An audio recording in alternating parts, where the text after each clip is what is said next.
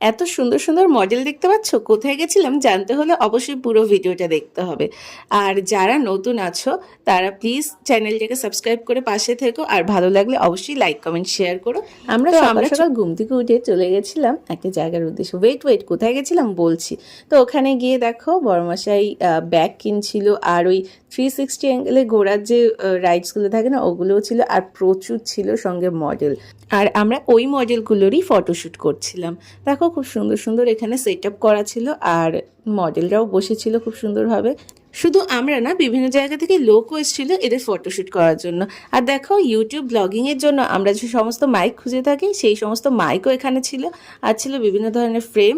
তার সঙ্গে একটা লোক দেখো ফ্রিতে ম্যাসাজও খেয়ে নিচ্ছিল। তো যাই হোক, এই ফেয়ারটার নাম ছিল ইমেজ ক্রাফট, আর যেটা অর্গানাইজড হয়েছিল নেতাজি ইন্ডোর স্টেডিয়ামে। তো চলো দেখা হচ্ছে নেক্সট ব্লগে, ততক্ষণ টাটা বাই।